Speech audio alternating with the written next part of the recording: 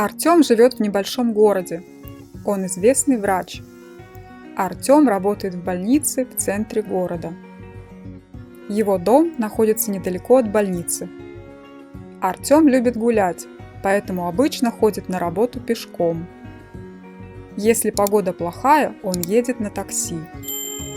По дороге на работу Артем всегда заходит в пекарню, чтобы купить свежий круассан.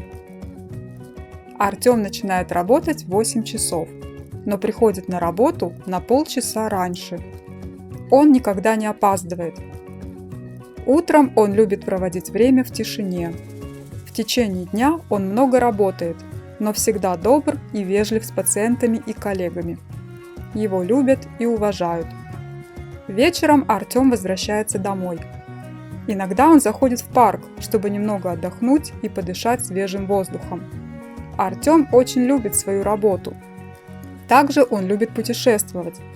В отпуск он всегда летит на самолете, потому что это его любимый вид транспорта. Он считает, что хороший отдых помогает ему лучше работать и помогать людям. Врач. Ехать на. Идти пешком. Недалеко от. Полчаса. Опаздывать. Пекарня. Добр. Вежлив. Уважать. В течение дня. Отпуск. Пациент.